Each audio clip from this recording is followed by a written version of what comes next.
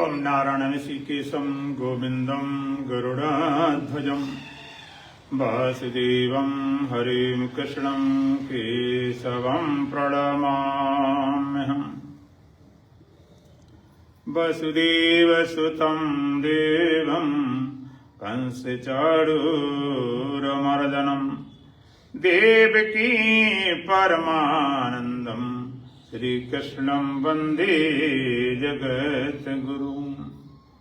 गुरुर्ब्रह्मा गुरुर्विष्णु गुरुर्देवो महेश्वरः गुरुर्साक्षात् परब्रह्म तस्मै श्रीगुरवे नमः। ॐ सहना भवतु सहनो भुनक्तु सह वीर्यं करवावहै तेजस्विनावधीतमस्तु मा विद्विषावहै। ओम शांति शांति शांति। ये बल्ब बंद कर देना, पीछे वाला ये फोक्स मारता है। दोबारा भगवान नाम लेंगे। सीताराम सीताराम सीताराम सीताराम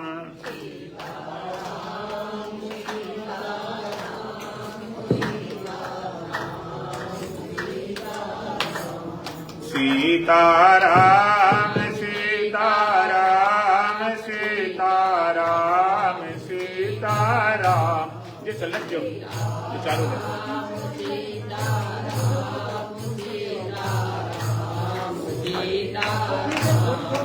वो सामने में दोनों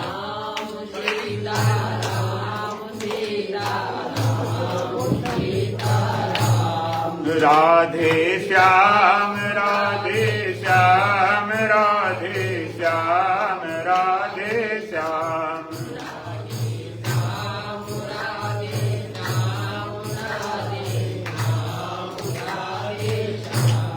राधे श्याम राधे श्याम राधे श्याम राधे श्याम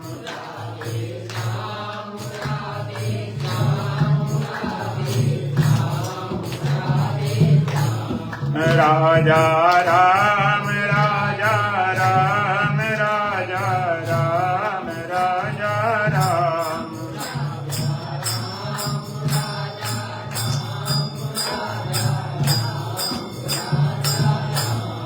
राजा राम राजा राम राजा राम राजा राम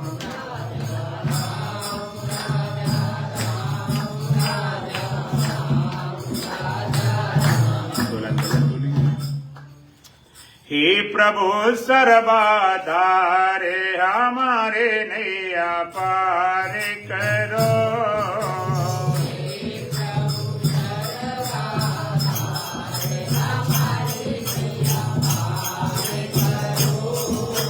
हे गुरु सर्वदारे हमारे नैया पार करो।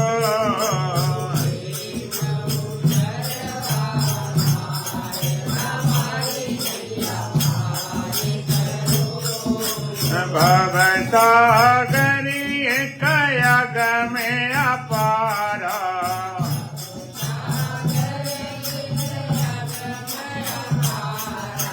खेती का कुछ नहीं सहारा।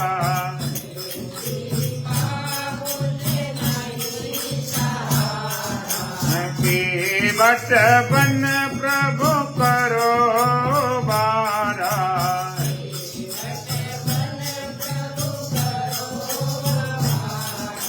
तुम्हें एक आधार हमारे नैया पार करो।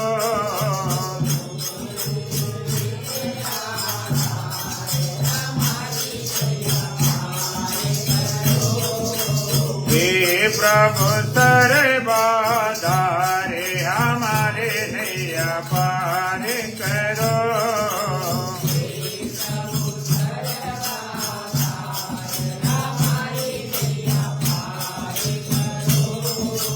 जगमग नैया डोल रही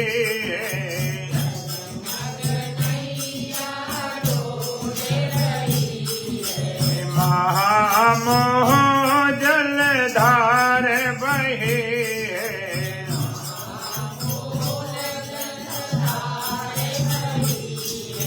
कहने को पतवार नहीं है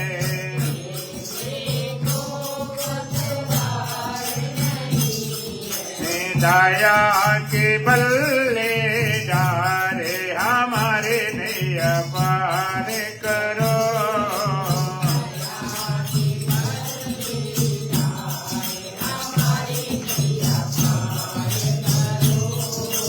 हे प्रभु सर्वधारे हमारे नैया पार करो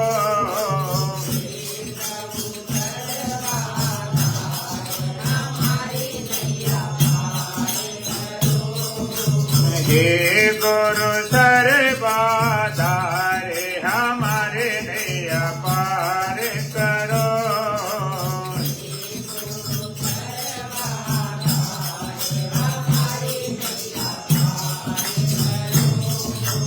कामादिक जल जंतु घनेरे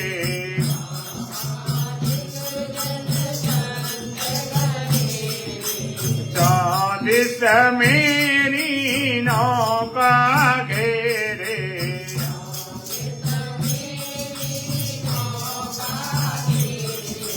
रो रो कर हम करत निहारे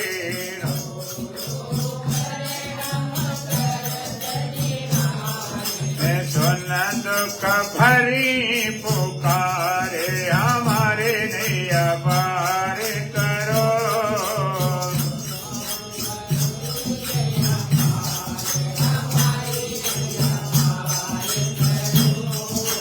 हे प्रभु सर्वधारे हमारे नैया पार करो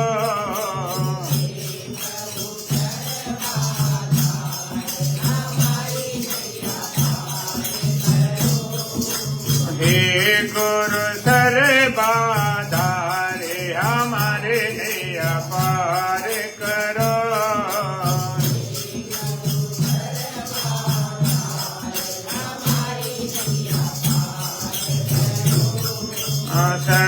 सर्वाधार सर्वगत स्वामी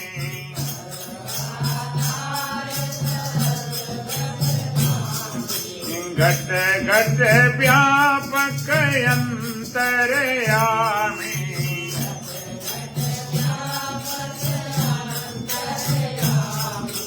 तुमको बारंबार नमामि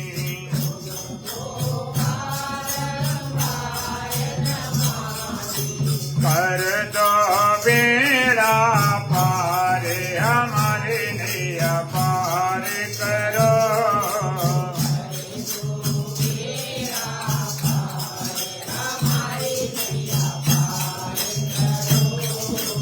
हे प्रभु सर्वधारे हमारे नैया पार करो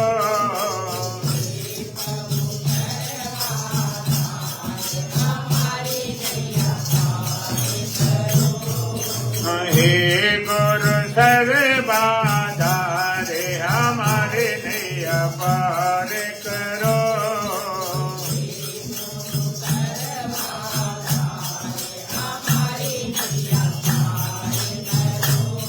सच्चिदानंद भगवान की सतगुरुदेव महाराज की सत सनातन धर्म की बोल बांके बिहारी लाल की अष्टावक्र महागीता प्रथम प्रकरण का प्रथम मंत्र। जनक उवाच कथम ज्ञानमवाप्नोति कथम मुक्तिर्भविष्यति कथम ज्ञानमवाप्नोति कथम मुक्तिर्भविष्यति वैराग्यं च कथं प्राप्तमेतद् ब्रूहि मम प्रभु वैराग्यम च कथम प्राप्तमेतद् ब्रूहि मम प्रभो। कथम ज्ञानम अवाप्नोति कथम मुक्ति भविष्यति वैराग्यम च कथम प्राप्तम एतद् ब्रूहि मम प्रभो। प्रभो कथम ज्ञानम अवाप्नोति। राजनक कहते हैं, हे प्रभु, हे भगवान, कथम ज्ञानम अवाप्नोति, कैसे हम ज्ञान को प्राप्त करें। कथम मुक्तिर भविष्यति, कैसे हमारी मुक्ति होगी। जब वैराग्यम कथम प्राप्तम, और कैसे हमको वैराग्य प्राप्त होगा। कथम ज्ञानम अवाप्नोति कथम मुक्तिर भविष्यति च वैराग्यम कथम प्राप्तम भविष्यति, कैसे ज्ञान को प्राप्त करें। कथम ज्ञानम अवाप्नोति, प्रभु कथम ज्ञानम अवाप्नोति, हे भगवान कैसे हम ज्ञान को प्राप्त करें। च मुक्तिर कथम भविष्यति, कैसे हमारी मुक्ति होगी। च वैराग्यम कथम प्राप्तम भविष्यति, वैराग्य कैसे प्राप्त होगा। एतद् मम ब्रूहि, ये सब मुझको बताइए। 3 प्रश्न किए।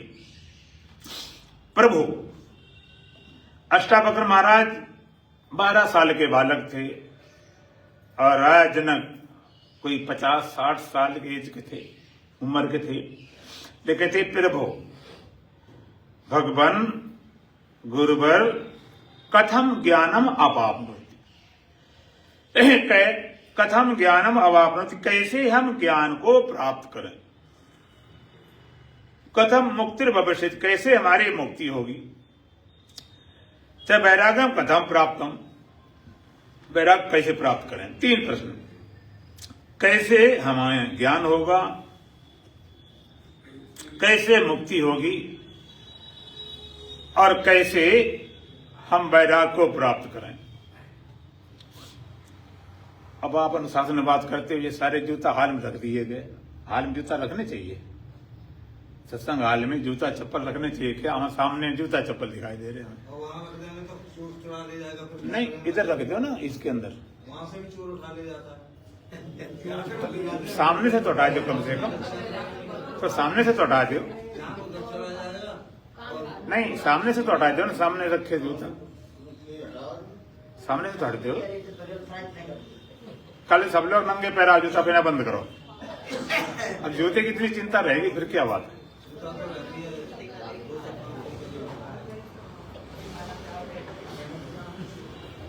इसके पीछे कहते हमें दिखाई पड़े, चाहे हम रखे रहो अपने समय।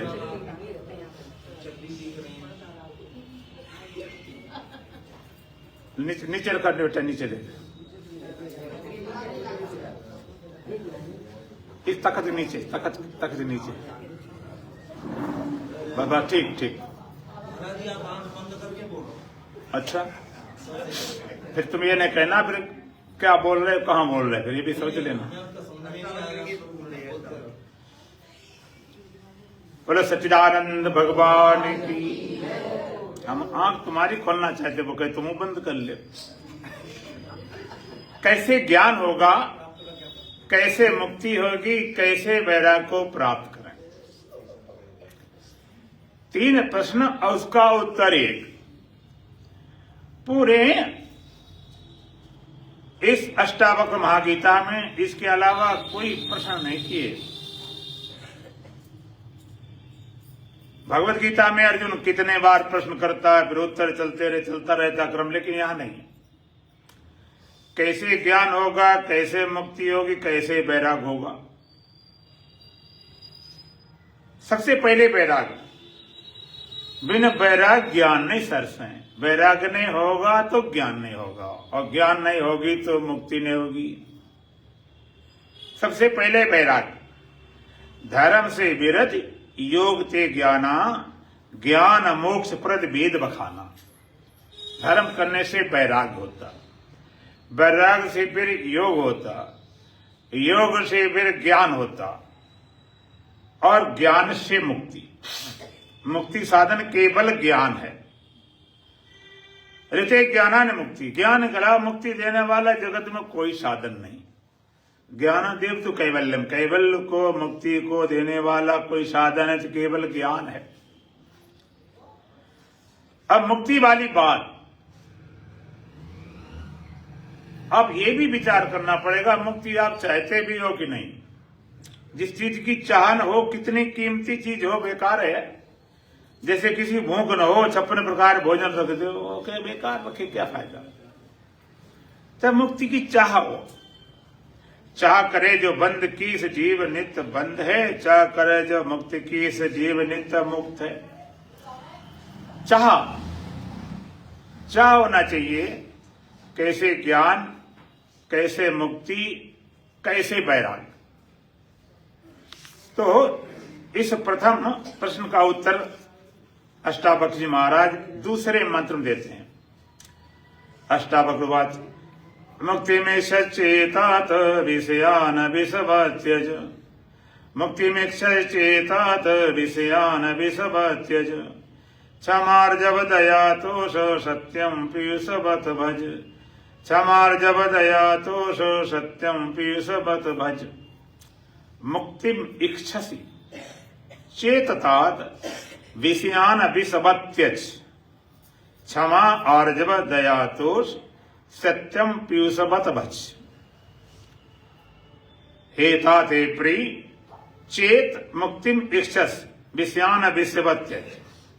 हे प्रिय, यदि तू मुक्त होना चाहता है तो क्या करे, विषयान विषवत्यज, विषयों को विष के सदृश त्याग दे। फिर क्षमा आर्जव दया तो सत्यम पीयूषवत भज, क्षमा को, दया को, सरलता को अमृत समान सेवन कर। ये विषय जहर है और क्षमा आर्जव दया तो सत्य अमृत है। लेकिन सबसे पहली शर्त ये है यदि तू मुक्त होना, यदि मुक्त इच्छा चेता, हे तो मुक्त होना चाहता है, पहले आप ये देखें आप चाहते क्या हो। चाहे आप बिजनेस करते हो, चाहे धंधा करते हो, चाहे नौकरी करते हो, चाहे दान करते हो, चाहे तीर्थ करते हो, चाहे सत्संग आते हो, पूजा पाठ करते हो, व्रत आरती जो कुछ भी करते हो, तुमको तो वो तो संसार वाले काम, वो छोड़ संसार के। परमात्मा के लिए आप गंगा नहाने जाते हो, लोटा जल चढ़ाते हो, पूजा पाठ करते हो, सत्संग में आते हो, दान यज्ञ जप कथा भागवत सब करते हो। इससे आप चाहते क्या हो, आपकी चाह क्या है। अब इसको पहले, सबसे पहले विचार इस बात का है। बड़ी बड़ी कथाएं चलती, भागवतें चलती, बड़े भाई भागवत चल रही, इतने बड़े भारी वक्ता को लाओ जो कम से कम 50 लाख 1 करोड़ लेता हो, क्या उसके पीछे राज है। आप जरा गहराई सोचो।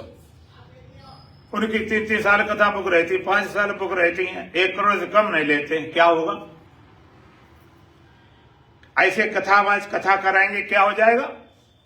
कुछ थोड़ा नाम हो जाए कि बड़े भारी वक्ता लाए, एक तो जेब, राजनीति में हो तो थोड़ा राजनीतिक कद बढ़ जाए, तीसरा जे कि चलो थोड़ा सा पुण्य मिल जाएगा, हम सत्संग करवा रहे, कथा करवा रहे, लोगों में हो कि भाई हम इतने बड़े हैं, इतने बड़े कथा करवाने का लक्ष्य। क्या मुक्ति के लिए कथा करवा रहे हैं, क्या करने वाले कथा तुम्हें मुक्ति के लिए कर रहे हैं। अभी दक्षिणा कम करके देखना, पता चल जाएगा कितने उनके अंदर है सुनाने की ललक।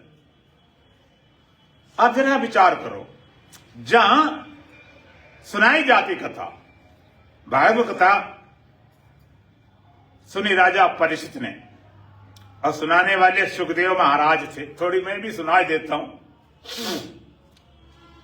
राजा परीक्षित और सुखदेव महाराज कहते हैं, राजा परीक्षित एक बार जंगल में शिकार खेलने गए और शिकार खेलते खेलते आंधी तूफान है, रास्ता भटक गए।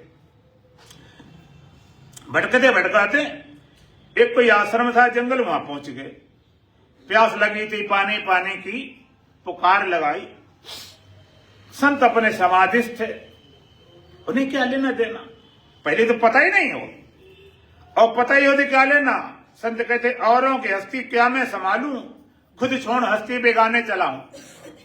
जो अपनी मैं की पूजा नहीं करता तुम्हारी पूजा करेगा क्या। तुम्हें घास डालने आएगा, तुम हमारे बहुत ज्यादा बन जाओ। अपने मैं को कुछ नहीं समझता।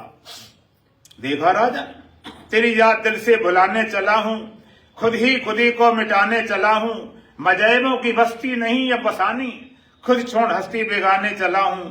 नहीं दूसरा को रह पाएगा अब, हस्ती दुई की मिटाने चला हूं। तेरी याद दिल से भुलाने चला हूं, खुद ही को मिटाने चला हूं। नए वस्त्र हमको नहीं चाहिए अब, यही बस पुराने जलाने चला हूं। तेरी याद दिल से भुलाने चला हूं, खुद ही को मिटाने चला हूं। जहां कुछ नहीं है भी नहीं भी, उसी आप में दिल रमाने चला हूं। तेरी याद दिल से भुलाने चला हूं, खुद ही को मिटाने चला हूं। और हस्ती क्या मैं संभालूं, खुद छोड़ हस्ती बेगाने चला हूं।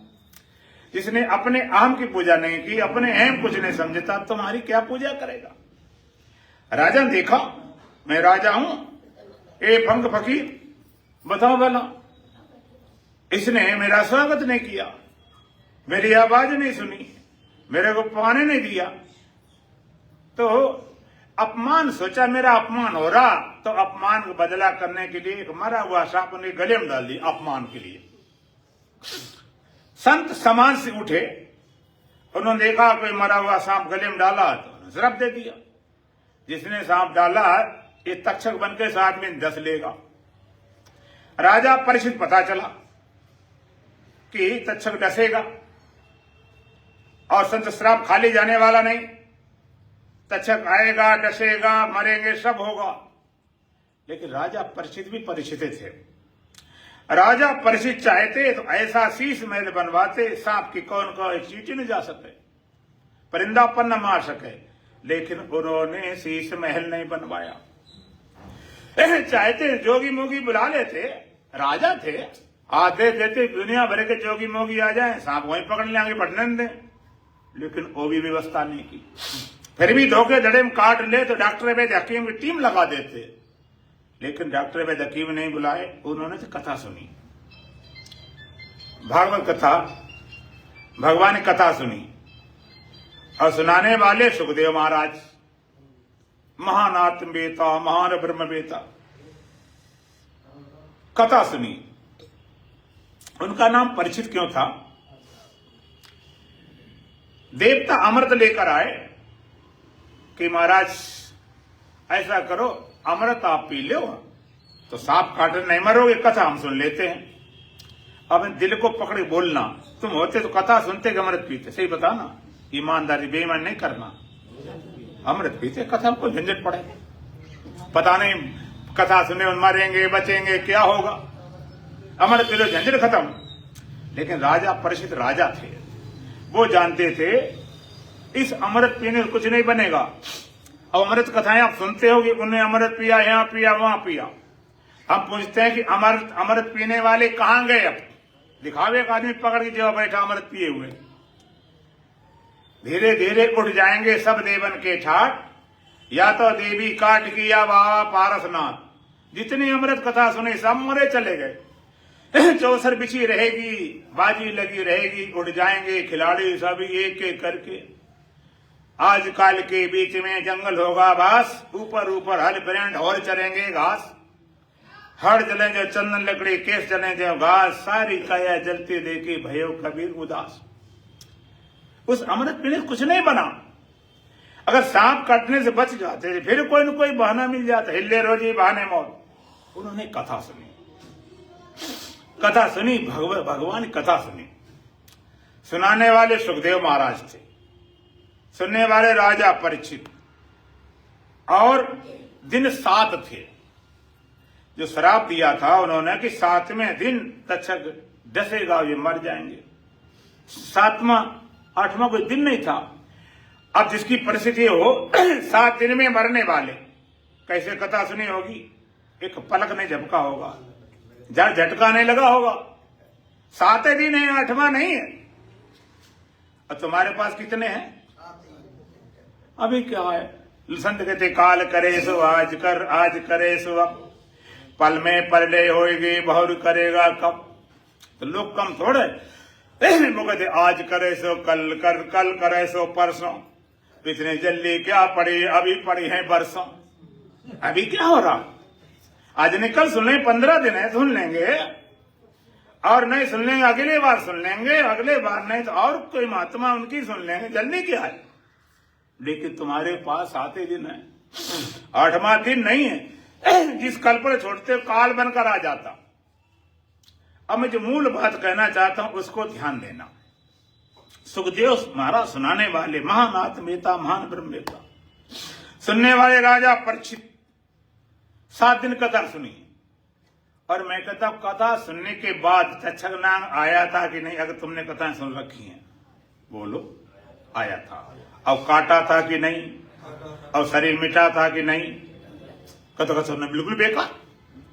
राजा परीक्षित ने इसलिए कथा सुनी होती कि कथा के पुण्य से सांप नहीं आएगा, आएगा तो काटेगा नहीं, और काटेगा तो मैं मरूंगा नहीं। खड़े को चिल्लाते कथा सुनना बिल्कुल बेकार, तक्षक आ रहा है मुझे काट रहा, मैं मरा जा रहा हूं। इसलिए कथा नहीं सुनी कि सांप ना आए, इसलिए कथा नहीं सुनी कि सांप ना काटे, इसलिए कथा नहीं सुनी शरीर ना छूटे।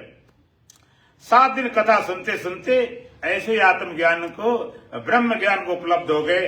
राजा परीक्षित 7 दिन ज्ञान प्राप्त करने के बाद क्या बोलते? अहम ब्रह्म परम धामम ब्रह्माहम परमम पदम। मैं ब्रह्म हूं, परम धाम हूं, और परम धाम है सोहम अस्मि, वही तत्व मैं हूं। क्या सुनाने वाले भागवत कथा वाले के पास ये ब्रह्म ज्ञान है? क्या ब्रह्म ज्ञान कराने की क्षमता उनके अंदर है? आप जरा विचार करो, थोड़ा विचार तो करो। सुनी काय के लिए गई, किस उद्देश्य से? पहले क्या होता है? ये उद्देश्य होता है तो पहले इसलिए अष्टावक्र कहते हैं यदि मुक्ति चाहते हो, ये पहले दिल को टटोलो। तो आओ मैदान में, ये बच्चों का खेल नहीं, मैदान मोहब्बत। यहां पर आओ, सर में कफन बांध के आए। फकीरा फकीरी दूर है, जितनी लंबी खजूर है, चढ़ जाओ तो चाको प्रेम रस गिर जाओ से चकनाचूर है। इतनी सस्ती सौदा नहीं, लेकिन फिर भी संत सस्ती बना देते हैं। संत कहते हैं थोड़ी थोड़ी मस्ती ले लो, थोड़ी थोड़ी मस्ती ले ले, हमने तो सब खोकर पाई, तुम हमसे सस्ती ले लो। और तब भी लेने को तैयार हो तो क्या किया जाए? विवेकानंद, स्वयं विवेकानंद को जिज्ञासा हुई, दौड़ पड़ते थे किसी पीछे, किस संत चढ़ जाते, छाती पर सवार हो जाते, बताओ तुमने परमात्मा पाया? ये बकवास दुनिया भर की फॉर्मेलिटी नहीं करते। उन्हें पता चला एक संत हैं, नदी पार करके कहीं झोपड़ी है उनकी, उन्हें पता चला बढ़िया संत है, चलो मिलने चलते। रात को नदी तैर के निकल गए और जाके उनकी कुटिया में चढ़ गए सीधे जाकर, और सीधा बोला महाराज तुमने भगवान पाया कि नहीं? वो तो घबरा गया महात्मा। रात के समय ये भीगे भागे ऐसे कोई पूछा जाता कि तुमने पाया परमात्मा? अरे बैठो सही, कपड़े बदलो, थोड़ी शांति करो, पानी पियो, बात करना ना, हमें हाँ ना में उत्तर चाहिए। जिस पर जाते यही पूछते तुमने पाया कि नहीं पाया, और जरा वो झिझक जाए छोड़ दे कि झिझक के मतलब कह देते कि अभी तुमने पाया नहीं। ऐसे वो चले गए विवेकानंद के, वो स्वामी रामकृष्ण परमहंस के पास, उनके पास गए। वही उनका प्रश्न था, महाराज आपने परमात्मा पाया कि नहीं? उन्होंने ये नहीं कहा कि बैठो या बताएंगे, कुछ नहीं बोले। उन्होंने कहा ये बता तू क्या पाना चाहता है? उन्होंने हाँ, यहां कुछ बात बनने वाली बात है, क्या तू पाना चाहता है? तो वही आदमी कह सकता है जिसने पाया हो। पाया ना, वो कैसे कह सकता पाना चाहता है? दुकान जाते मुझे सौदा चाहिए, वो कहता तुम्हें लेनी है क्या, भले कीमत की, वो बताएगा तो सही।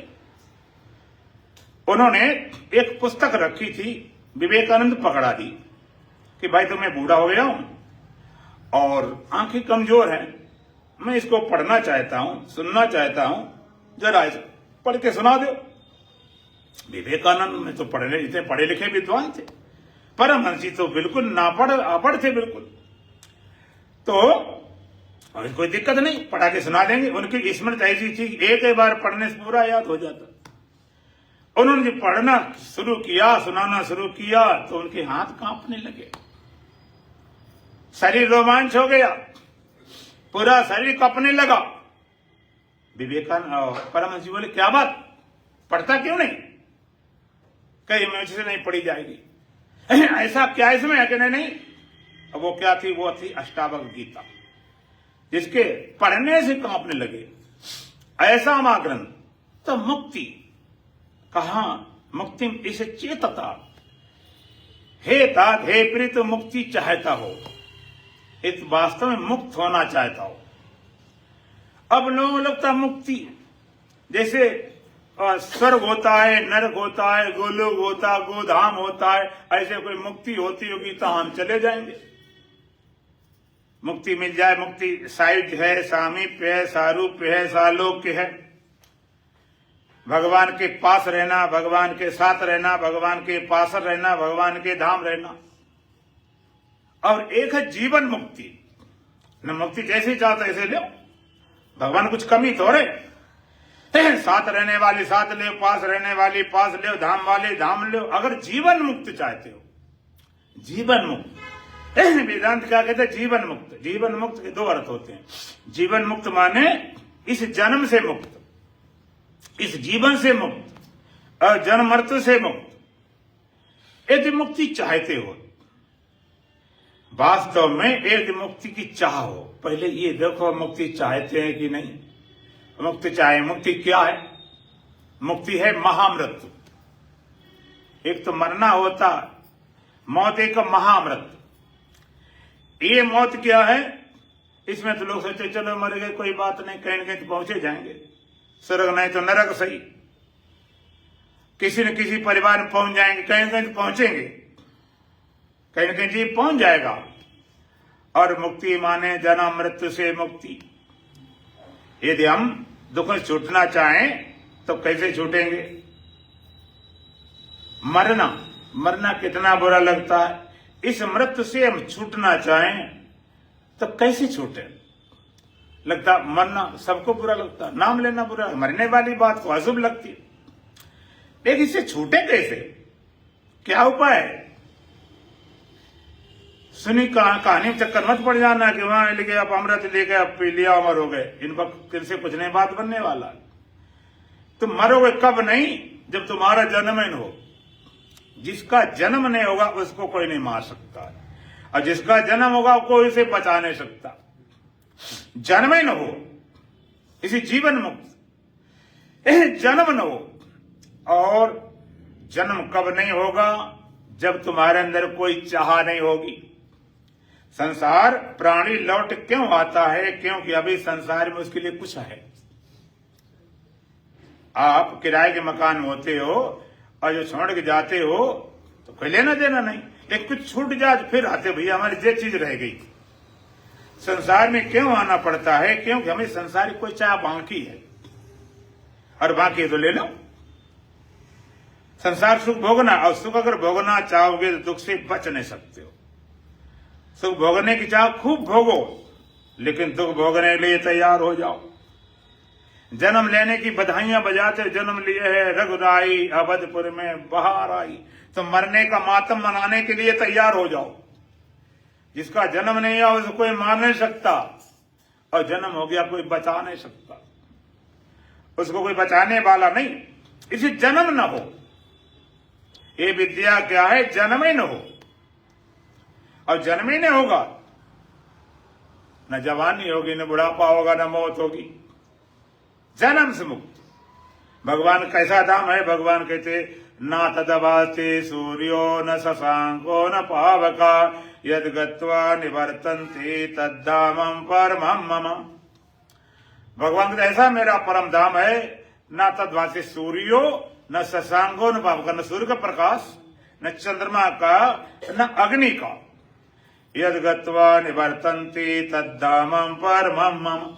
ऐसा मेरा परम धाम है जहां जाके फिर पुनरावृत्ति नहीं होती, फिर दोबारा लौटना ही नहीं पड़ता। ऐसा भगवान का धाम है।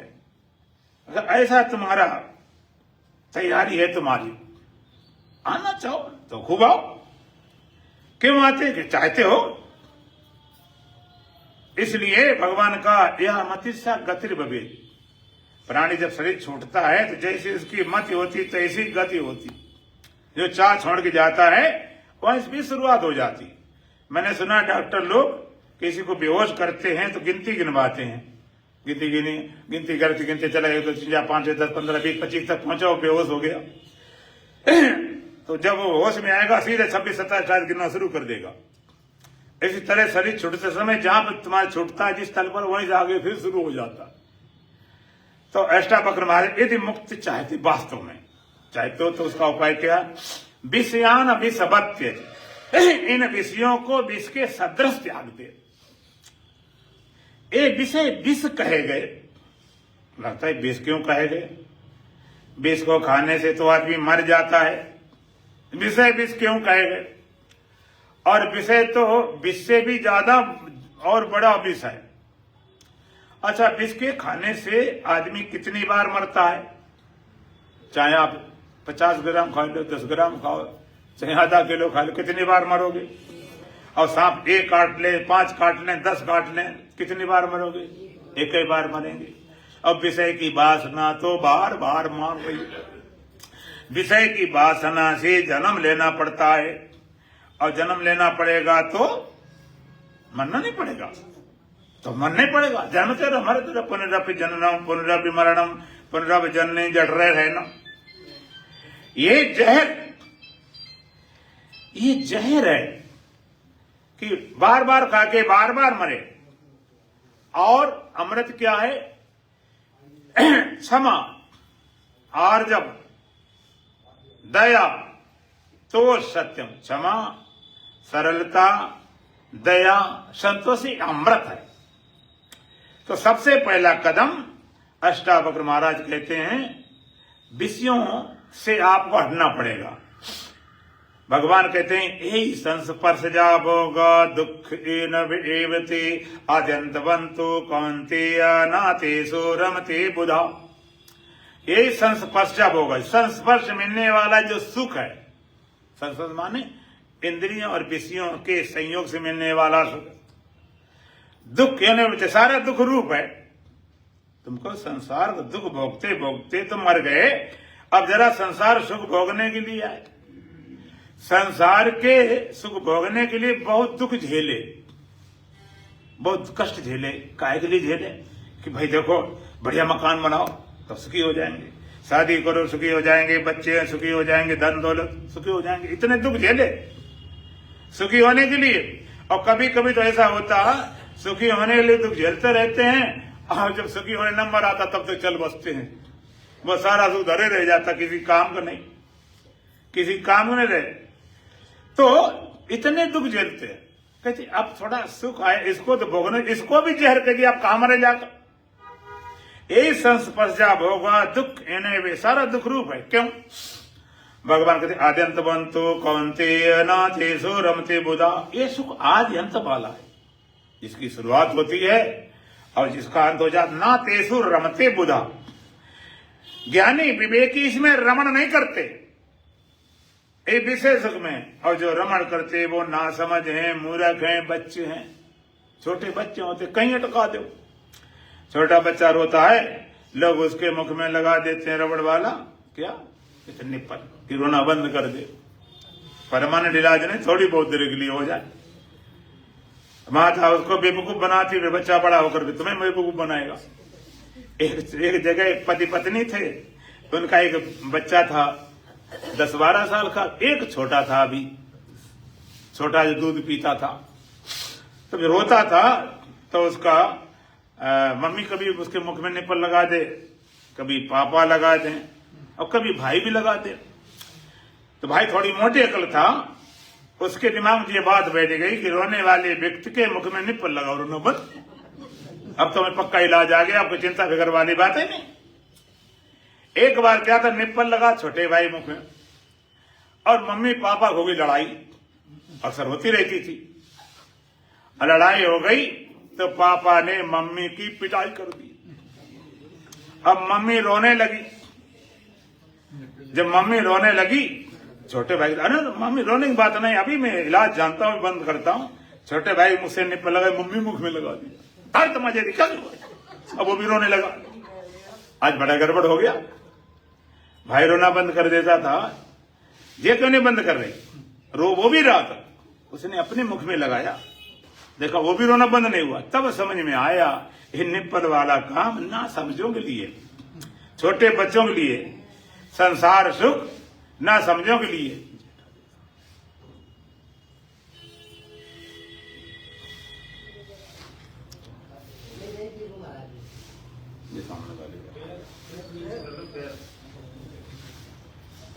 चप्पल चप्पल हटा के सामने।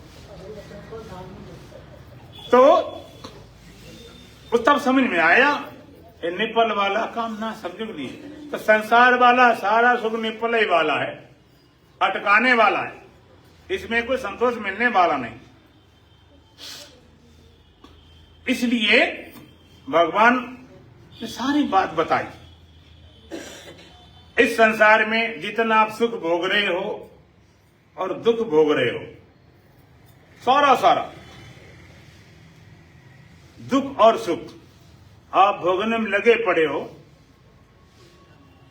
लेकिन सारा जितना भी सुख है वो सब जाने वाला है। जो सुख तुम्हें प्राप्त हुआ है, जितने संसार में प्राणी है सबकी एक ही चाह है, एक ही इच्छा है, एक ही कामना है कि हम सुखी हो जाएं, हमारे जीवन दुख चला जाए। इस चाह में भेदभाव नहीं, हिंदू हो, मुसलमान हो, सिख हो, ईसाई हो, ब्राह्मण हो, क्षत्रिय हो, वैश्य हो, शूद्र हो, ब्रह्मचारी, गृहस्थी, वानप्रस्थ, सन्यासी, किसी भी धर्म माने, आश्रम माने, पद को माने, लेकिन सबकी चाह सुखी होने की। अच्छा एक बात बताएं, आप जो कुछ करते हो सुबह से लेकर शाम तक, जन्म से लेकर मौत तक, चाहे दुकान करो, धंधा करो, बिजनेस करो, सर्विस करो, पूजा करो, पाठ करो, तीर्थ जाओ, गंगा नहा, सत्संग करो, साधना करो, तो सुखी होने के लिए करते कि दुखी होने के लिए? सुखी हो जाए, दुखी होने थोड़ी करते। वो अलग बात है, गलत कर जाओ दुखी झेलना पड़े, लेकिन उद्देश्य आपका सुखी होने के लिए। और एक साधु सन्यासी घर परिवार छोड़ के सन्यास लेता है तो सुखी होने के लिए, दुखी होने के लिए? वो भी है, वो भी सुखी होने के लिए। ये थोड़े घर बार छोड़ जाओ दुखी दुखी होने के लिए कोई क्या करेगा? एक बसा के सुखी होता है, एक छोड़े सुखी होना। सुखी होने के अलावा कोई चाहे नहीं।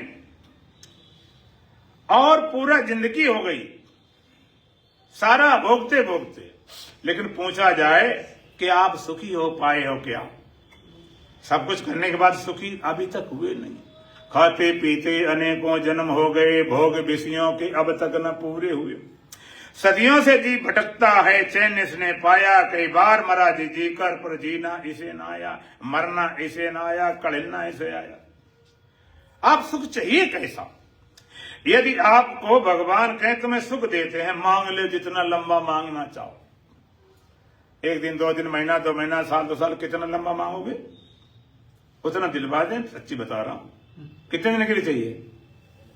जब चाहिए ना फिर क्या करें? बोलो, सुख कितने दिन के लिए चाहिए? हमेशा लिए चाहिए। ये थोड़े 4 दिन में चला जाए, आए 4 दिन ऐसा सुख चाहिए हमेशा रहे।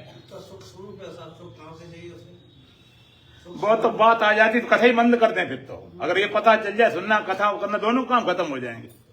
अगर ये जिससे पता चल जाए सुख स्वरूप हमारा है, न कथा सुनने की जरूरत है, न कथा करने की जरूरत है।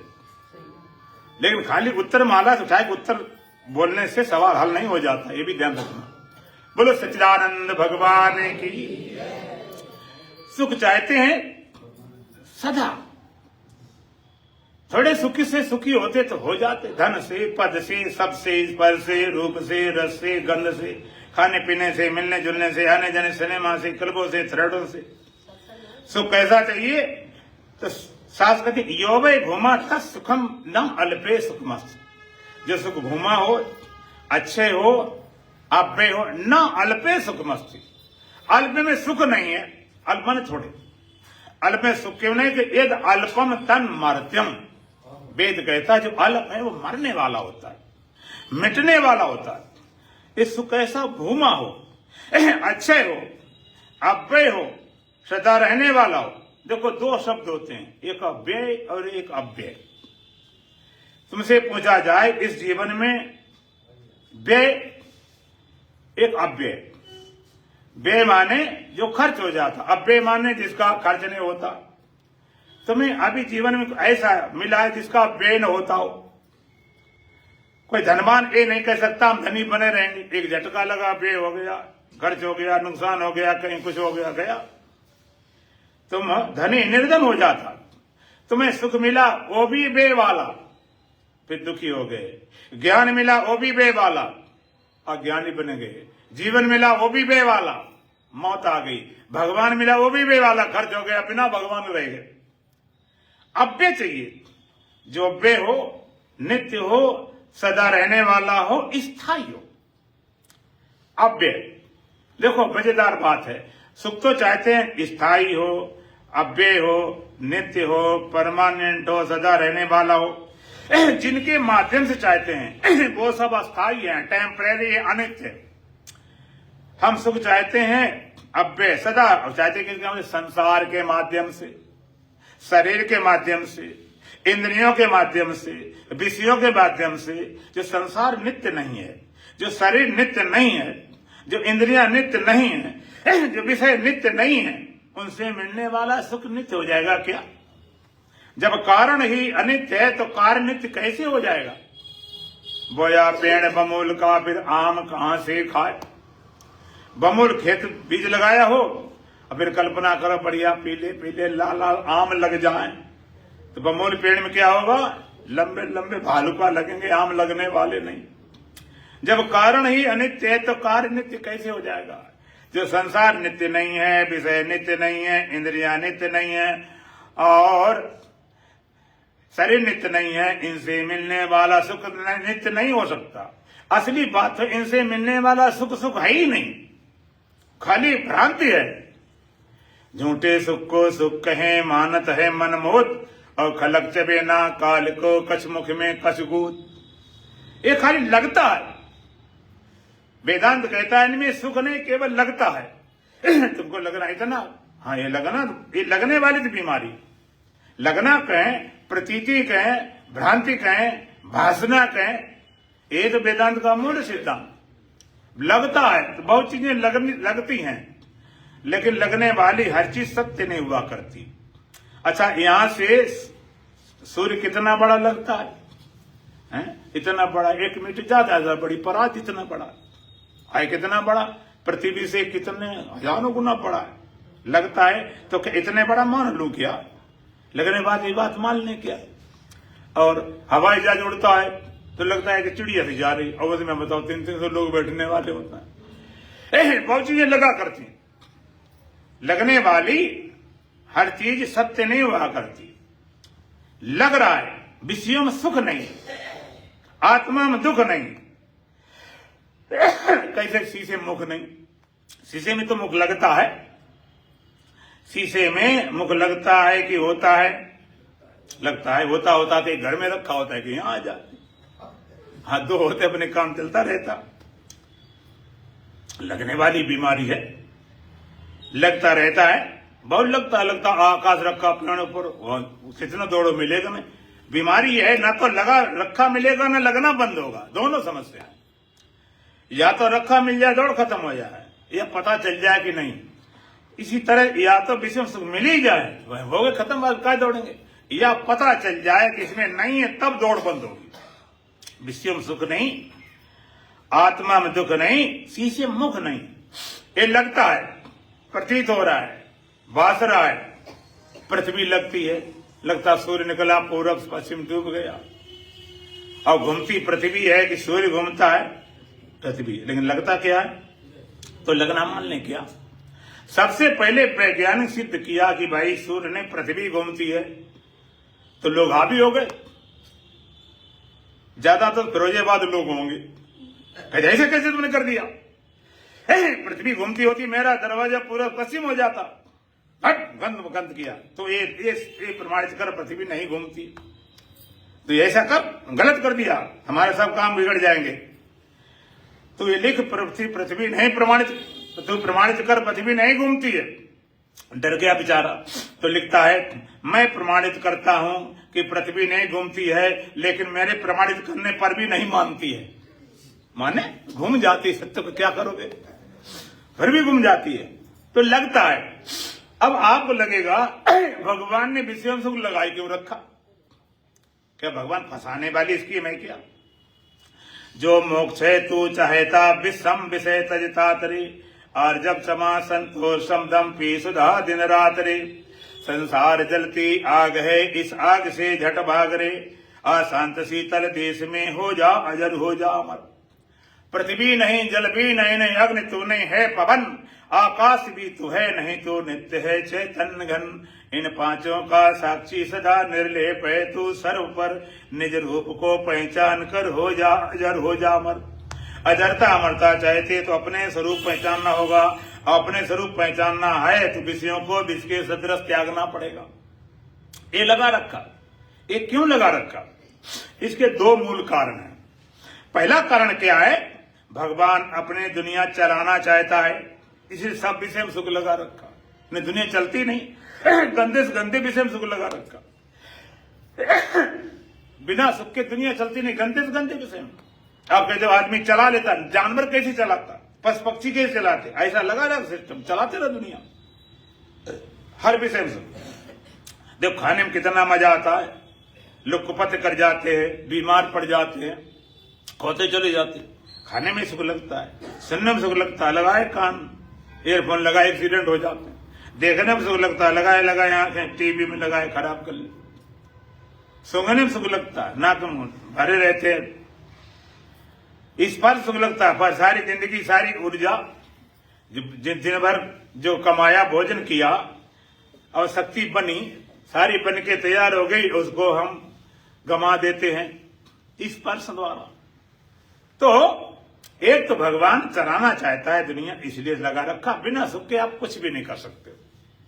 अगर भोजन करने में तुम्हें जरा भी मजा ना आवे, ऐसा है। एक दिल्ली में एक माता है, मैं तो पौराणिक नहीं सच्ची घटना बता रहा हूं। उसके जीभ का स्वाद चला गया, पंजाबी बाग में है, हम मिलवा दे तुमको। अब उसे कुछ स्वाद ही नहीं पता चलता, खट्टा है कि मीठा है कि नमक है, कुछ नहीं पता चलता।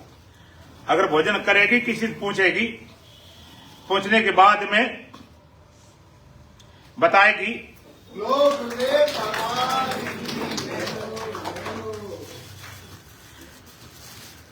तो पूछेगी, एक मिनट,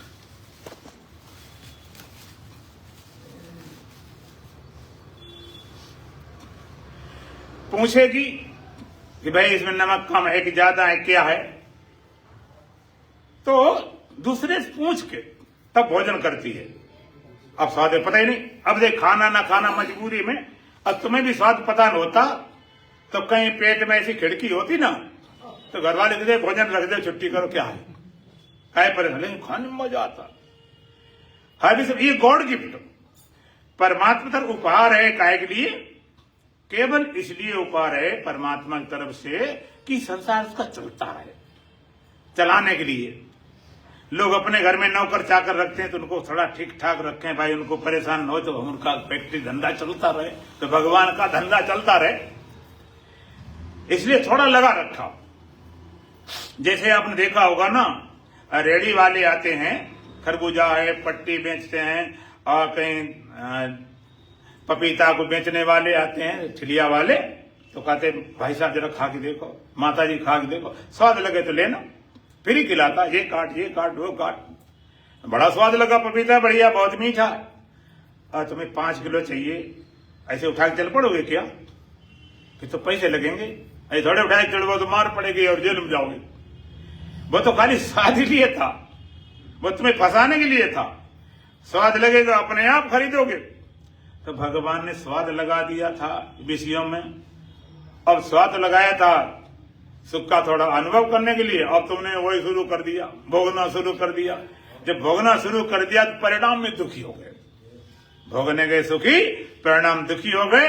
जब दुखी हुए तब भोगी योगी होता, भोग योग तब बदलता है जब भोगने के बाद में परिणाम में दुख झेलता है, कुछ मिले नहीं परिणाम। एक राजा खाने का बड़ा शौकीन था, बढ़िया भोजन बनाए फर्स्ट क्लास, तो बड़ा पेट भर जाए, अब फिर खाने में मजा आए, तो क्या करे, उल्टी कर दे, फिर क्या उल्टी कर दे बीमारी।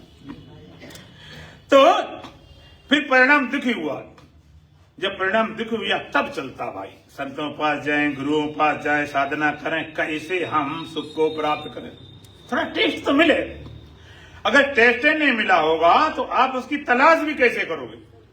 भगवान ने सुख इसलिए लगा, सुख का थोड़ा टेस्ट हो, थोड़ा परिचय हो। तो जिसने कोई ना विषय सुख जाना है ना मनोरंजन, कोई सुख का परिचय नहीं, वो सुख की तलाश ही नहीं कर सकता है। भगवान थोड़ा कर दिया, अब तुम खुदे ढूंढते, फिर से आप अपनी सब व्यवस्था कर लेते हो, कैसे मिलेगा। तो भगवान ने कहा ये सुख, जो सुख भोग काल में अमर जैसा लगता, परिणाम है विषम, उसका परिणाम जहर सदृश होता है। और जो सुख पहले जहर लगता है, सुबह जल्दी इतनी ठंड में इतना कोहरा गिरने, सुबह उठना भैया 4 बजे, नहाना धोना होता है, रास्ते में आना होता है, यहाँ आने के बाद महात्मा डांट भी देते हैं, बड़ा कठिन काम, बड़ा जहर लगता, लेकिन इसका परिणाम अमृत जैसा। ये अमृत जैसा, द ग्रे अमृतोपम परिणाम विषम। विषय सुख शुरुआत में अमृत जैसा लगता है और परिणाम में जहर जैसे परिणाम लगता है। ये सुख में लगता है। एक बार एक आदमी जंगल में फंस गया, उसके पीछे हाथी पड़ गया, और हाथी बड़ा जिद्दी होता है, वो भागा तो पीछे हाथी दौड़ने लगा। भागते भागते भागते भागते उसने देखा कोई पाए न चला तो कुएं में घुसने लगा। मरता क्या करता, और जैसे कुएं में घुसने लगा तो उसने देखा नीचे एक काला नागिन काले फफकार से खड़े। उसने कहा ये तो बिल्कुल साक्षात करनी चाहिए, तो मरना है। तो सोचा ऊपर चढ़े, तब तक हाथी पहुंच गया था। हाथी सूंड लटकाई कि अगर जरा ऊपर चढ़े तो न लपेट के मार दूं, बड़ी मुसीबत। वहां पर एक पेड़ था और पेड़ की झाड़ी, उसमें जड़ थी मोटी डाली, उस जड़ को पकड़ लिया, अब लटक गया। नीचे जाए तो भी सांप काटे, ऊपर जाए तो हाथी मारे, अब करें तो क्या करें। और जिस जड़ को पकड़े था ना, उसको 2 चूहा काट रहे थे। कब तक रहेगी, कटेगी, गिरेगी, मरना।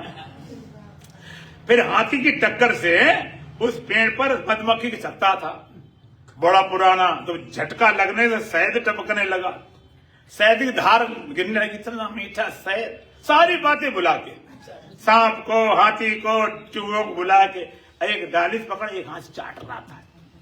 यही हालत आज के मनुष्य की है। काल रूपी नांग यहां तैयार खड़े हैं, कब ले जाए। लेकिन सारी बातें भूल करो, विषय में लगे पड़े, सारी बातें बुला दी। इस विषय का सुख का जब तक त्याग नहीं होगा तब तक आप आत्मिक आनंद जगा नहीं सकते। सबसे बड़ी बाधा है। तो अष्टावक्र महाराज कहते हैं मुक्तिम इच्छत चेतता विषयान विश्वत। वास्तव मुक्त होना चाहता है तो पहला कदम क्या, विषयों को विष के सदृश त्याग में। जहर है, अमृत क्या है, क्षमा आर्जव दया तो सत्यम पीसवद। क्षमा को, दया को, सरलता को अमृत समान सेवन, वो अमृत है। एक बात और आपके दिमाग में आती होगी कि सभी लोग कहते कि ये विषय सुख छोड़ो, आत्मिक आनंद तलाश करो। तो क्या है विषय सुख छोड़ना, इसको हम क्यों छोड़ें, आत्मिक आनंद तलाश क्यों करें, और आत्मिक आनंद में विषय सुख में अंतर क्या, भेद क्या है। तो सारा मिला चल रहा है, पता चले इसको हम छोड़ने का पीछे राज क्या है, आत्मिक आनंद है क्या, जरा इसका तुम्हें फर्क बता दो। आत्मिक आनंद और विषय सुख में क्या फर्क है। पहला परिणाम है, विषय सुख भोगने से कामना बढ़ती है, आत्मिक आनंद में कामना मरती है। एक दूसरा, विषय सुख में पराधीनता होती है, आत्मिक आनंद स्वाधीनता होती है। 2 तीसरा, विषय सुख में शक्ति घटती है, असमर्थ होते हैं, पछताते हैं। अब आत्मिक आनंद में शक्ति बढ़ती है, सामर्थ्य बढ़ती, अहोभाग्य मानते हैं। चौथा, जितना विषय सुख भोगेंगे उतने बंधते चले जाएंगे, और आत्मिक आनंद मिलेगा, मुक्त होते चले जाएंगे। देखो पहला परिणाम, विषय सुख में पराधीनता होती है, पराधीनता, और पराधीन सपने सुख नहीं। कोई विषय, मान लीजिए आपको फिल्म देखना है, फिल्म देखने का शौक है, तो आप फिल्म देखना चाहो तो सबसे पहले सिनेमा हॉल जाओगे तो पैसे चाहिए, टाइम चाहिए, और नहीं तो घर में टीवी VCR लगाओ। तो पदार्थ चाहिए, टीवी और VCR, तो उसके लिए पहला पदार्थ। दूसरा, तुम्हारे बिजली घर में होना चाहिए, इन्वर्टर जनरेटर में बिजली चलेगी तो वहीं ठप हो जाएगा जो देख रहे थे। तीसरा, आंखें भी सही हो, आई पिल्लू हो गया, खूब देखने के लिए लगी, क्या करोगे? इतनी शर्तें हैं तब आप उस का विशेष ले पाओगे। और जिन्होंने ध्यान के माध्यम से, ज्ञान के माध्यम से अपने हृदय में छुपे आनंद को जगाया है, जो ध्यान करते होंगे, नहीं करते होंगे, जो करने जाओगे तो थोड़ा विचार करो। आप जब जाते हो, जिसमें ध्यान करने कमरे में जाते हो, तो कमरा खाली होना चाहिए कि सामान भरी हो? कैसा कमरा चाहिए? खाली। रूम का मतलब होता है जो खाली हो। आजकल तो लोगों के, बड़े बड़े लोगों के जो ड्राइंग रूम होते हैं ना, उनमें तो निकलना मुश्किल हो जाता, डर लगता है, पता नहीं कहां इतनी चीजें भरी सजी धजी होती हैं। अभी हम बुलंदशहर में एक जालान साहब है, उनके यहाँ पर ऐसी कोठी बनी है जो बाथरूम में हमें तो आफत पड़ गई। उसमें इधर शीशा उधर शीशा, लंबे लंबे लगे, जरा लग जाए शीशा टूट जाए, टकराए जाए, क्या बड़ा मुसीबत। इतना सजा होता है, वो कमरा रहता है कहाँ? हमारी भाषा में तो पूरे कबाड़े हो जाता। अब उसके लिए जब ध्यान में गए, कोई चीज नहीं चाहिए, बिल्कुल खाली। एक बात, किसी चीज जरूरत नहीं। दूसरी बात, ध्यान बैठोगे तो बिजली जला के बैठते हो कि लाइट बंद करके? जरूरत नहीं, लाइट जरूरत क्या है, तो बंद करना पड़ेगा, स्विच ऑफ करके बैठे। और तीसरी बात, आंखें खोल के बैठते हो कि बंद करके? बंद करके। उल्टी राह चलते हैं, दीवान गाने इस करते हैं बंद आंखें दीदार के लिए। संसार फाड़े रहो, फिल्म निकल न जाए, कहीं चूक न जाए। अब यहां पर आंखों जो न संसार कोई पदार्थ चाहिए, ना बिजली चाहिए, ना आंख चाहिए। अपने हृदय छिपे आनंद जगाने की किसी जरूरत नहीं है। याद करना है, संत कहते याद है तो आबाद है, भूला है तो बर्बाद है। याद करना, याद अगर आ जाए, याद के अलावा कुछ नहीं है। भूल गए, याद है तो आबाद है, भूला है तो बर्बाद है। एक बार एक राजा ने क्रोध में अपने बेटे को देश निकाल दिया। नालायक जैसे बेटे होते थे, उसका भी नालायक था, क्रोध में निकाल दिया। अब नालायक नालायक था, उसको करना धरना आता नहीं था, तो कुछ उपाय नहीं चला तो भीख मांगने लगा। भीख मांगते मांगते 10-15 सालें होंगी, 20 सालें होंगी, वो भूले गया राजा राजकुमार क्या होते, पक्का भिखारी बन गया, ठोस। अंत में उधर राजा का वृद्धावस्था आई और शरीर करीब करीब जाने के लगभग हो गया। उसने कहा अब क्या किया जाए, अब तो कोई उपाय नहीं। तो सेना को भेजा, सेनापति को, जैसा हो नालायक हमारा जैसा ढूंढ के लाओ। भाई क्या करा जाए, हम जा ही रहे, तो जैसा तैसा से होगा, होता रहेगा। अब सेना ढूंढने को निकली, ढूंढते ढूंढते ढूंढते ढूंढते ढूंढते उन्हें मिला एक होटल सामने भीख मांग रहा था। पैर जल रहे थे, कपड़े बिल्कुल फटे फटाए, कटोरा लिए 2-4 रुपए रखे थे, भीख मांग रहा था, पैसे मिल जाएं, जूते खरीदने हैं, पैर जल रहे हैं, भिखारी लोग मांग रहा था। इधर सेनापति का रथ गया, पूरा सजा धजा रथ। सेनापति ने पहचान लिया, वो जानता था कल होने वाला राजा, ऐसा टंग दंडवत किया। जैसे दंडवत किया, भिखारी बेसुन था, एक झटके में सारी कहानी बदल गई। महाराज, युवराज, आपके पिता ने आपको बुलाया है और वो आपको राजकुमार बनाना चाहते। इतनी देर कहना भर था, वो तुरंत आदेश देता, मेरे लिए वस्त्र व्यवस्था की जाए, मेरे लिए भोजन व्यवस्था, एकदम आदेश फटाफट तैयार हो गए। अब पूछा जाए उस भिखारी को राजा बनाने में कितनी देर लगी? बोलो, क्यों देर नहीं लगी? क्योंकि भिखारी नहीं था। भिखारी राजा बनाना बहुत असंभव काम है। वो राजा ही था, क्या हुआ था? भूल गया था अपने को, अपने राजा अपने को भूल गया था। इस तुम्हें भूल गए, याद हुआ बस। अच्छा, एक बात और याद रखना, भगवान की याद वाली बात आती, लोग कहते भगवान याद करो, ये बड़ी चीजें महीने को समझना पड़ेगा। याद करो, कैसे याद करो? देखो, याद उसकी याद जिसको जानते हो कि उसकी याद आती जिसको नहीं जानते हो। जिसको जानते हो उसकी याद आती कि भाई तुम वहां मिले थे, भाई महाराज ने वहां देखा था, या दवार चौपाई बोल के याद करके बता देंगे, या कुछ रखी बोल दें। और जिसका पता ही ना हो उसको याद करो। हम कहेंगे हमारे कमरे में बताओ मेरा पेन कहाँ रखा, मेरी फलानी चीज कहाँ रखी है, तो आप बता सकते हो? कहते महाराज पता ही नहीं। तो ज्ञानी याद करता भूलता, अज्ञानी को तो पता ही नहीं। आत्म बेता है, कभी स्मरण विस्मरण करता, अज्ञानी पता नहीं।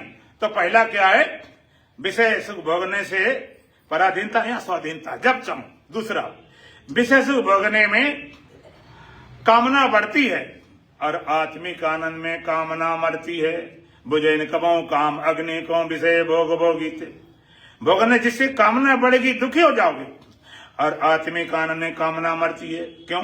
देखो, एक तुम्हें बड़ी रहस्य की बात बताऊं, ध्यान करने वाले वह सबकी शिकायत होती है कि मन ठहरता नहीं, मन शांत नहीं होता। देखो, उसका एक राज है। तुम्हारे कोई गुरु हो, बड़े से बड़े शंकराचार्य के बाप क्यों न हो, और तुम्हारी साधना प्रणाली चाहे कुछ भी हो जाए, जब तक आपको ध्यान में रस नहीं आएगा, मन कभी नहीं ठहरेगा।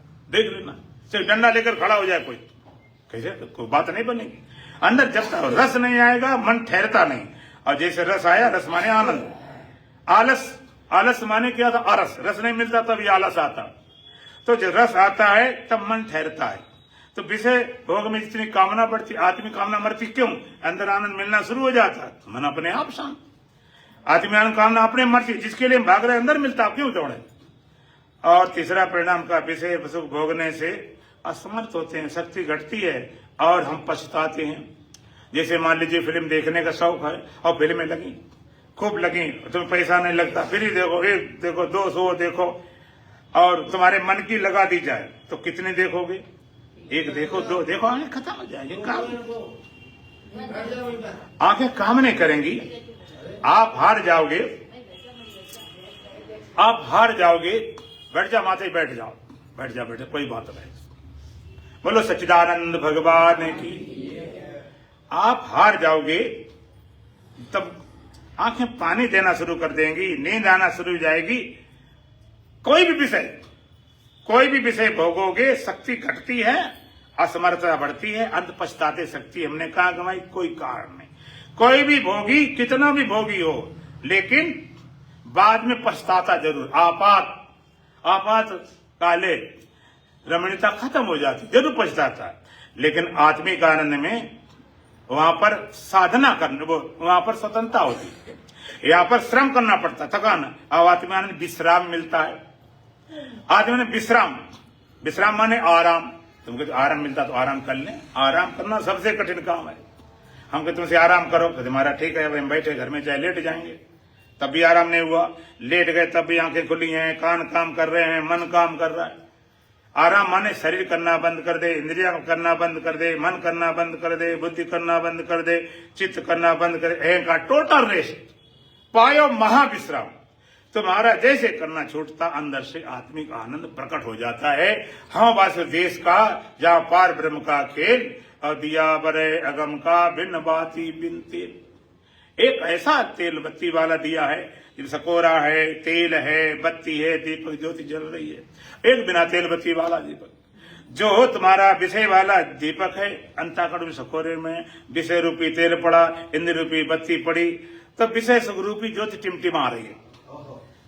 और अंदर से जिसका नाम आत्म ज्योति, कभी सकोरा टूट गया, कभी बत्ती जल गई, कभी हवा लग गई, तो बुझता जलता रहता। अब एक ज्योति कैसी है, न सकोरा है, न दीप। हाँ, बस देश का जहाँ पार ब्रह्म का दिया बरे अगम का बिन बाती बिन तेल, उसी का नाम आत्म ज्योति। एक बात और याद रखना, ज्योति ये बात करते लोग तुरंत पहुंच जाते हैं कि ध्यान में ज्योति दिखाई पड़ती है, उस ज्योति की बात नहीं करते। जो ज्योति दिखाई पड़ती है वो जड़ ज्योति है। जो दिखाने वाले कई संत काम करते हैं, वो ध्यान में ज्योति हो गई। जो तुम्हें दिखाई पड़ती है वो दिव्य ज्योति है, डिवाइन लाइट है, फरानी लाइट है। उसकी परख कर लेना। ज्योति दिखाई पड़ती है ध्यान में, तो जो ज्योति दिखाई पड़ती है और वहां पर देखने वाले तुम होते हो, तो ज्योति सच्ची है कि देखने वाला? बोलो, नहीं पता। अच्छा, ये पूछेंगे, ज्योति बदलती है कि देखने वाला बदलता है? देखने वाला तो कोई बदलता ही नहीं। ज्योति नहीं थी तब भी था, जो चल रही तब भी देख रहा, चली जाए तब भी देख रहा। ज्योति अभी बदलती रहती है, देखने वाला सदा रहता है। जिस ज्योति आत्म ज्योति अपने उस जलाना नहीं जल रही है, उस ज्योति का अनुभव करना ही ब्रह्म ज्ञान है। चर्चा फिर करेंगे। दुल्हन भजन बोलेंगे। बोलो सच्चिदानंद भगवान की। भोर भयो जागो अब नहीं मोह रात है,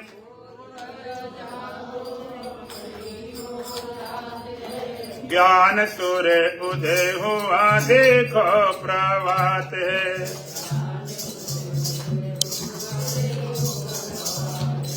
भोर भयो जागो अब नहीं मोह रात है,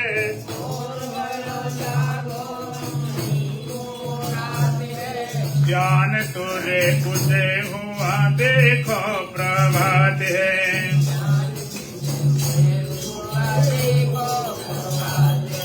सोते ही सोते में बीता जमाना,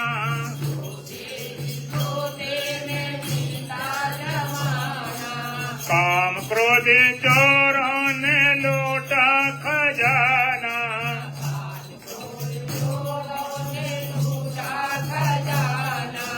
आशा अर्थ सुना लगाए फिर गाते हैं,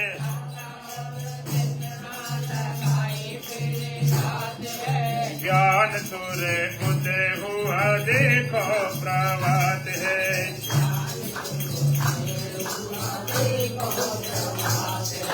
भोर भयो जागो अब नहीं मोह रात है,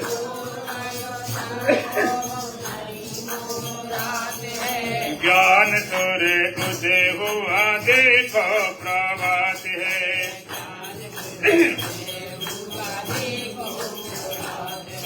जागो शरण सतगुर की पधारो,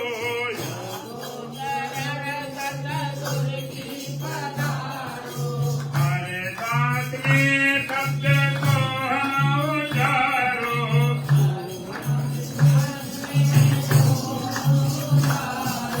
मंत्र यही सदगुरु का जग में विख्यात है,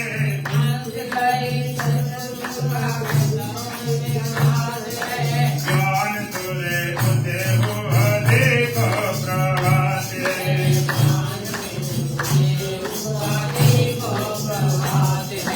भोर भैया जागो अब नहीं मोह रात है,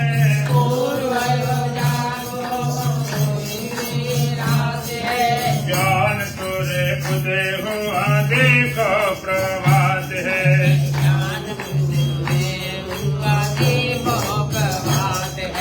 माता पिता सुत बांधव दारा,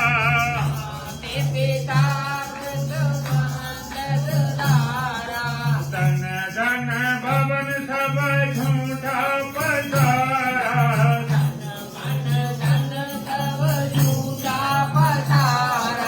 सुख दुख जन्म मरण सपने की बात है,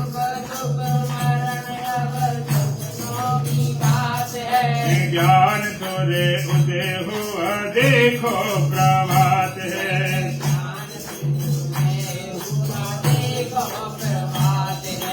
भोर भयो जागो अब नहीं मोह रात है,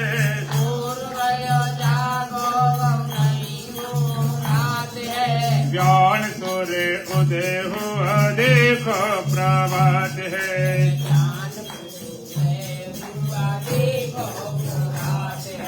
प्रेमी अनमोल तन मानस का पाया,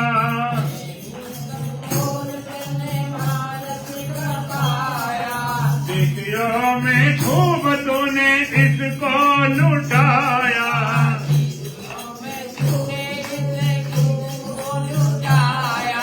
हीरा सी सांसाए बातों में जाते हैं,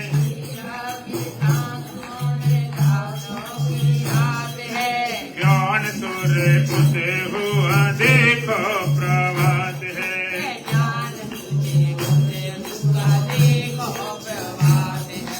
भोर भयो जागो अब नहीं मोह रात है,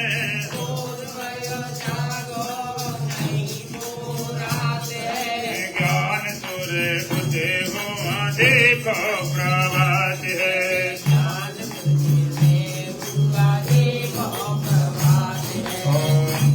पूर्णमदः पूर्णमिदं पूर्णात् पूर्णमुदच्यते पूर्णस्य पूर्णमादाय पूर्णमेवावशिष्यते। ओम शांति शांति शांति। बोलो सच्चिदानंद भगवान की, सतगुरुदेव महाराज की, सत सनातन धर्म की, बोलो बांके बिहारी लाल की, आज के आनंद की। अब सीधी आरती करो और कुछ नहीं होगा, भजन भजन आरती करो करो।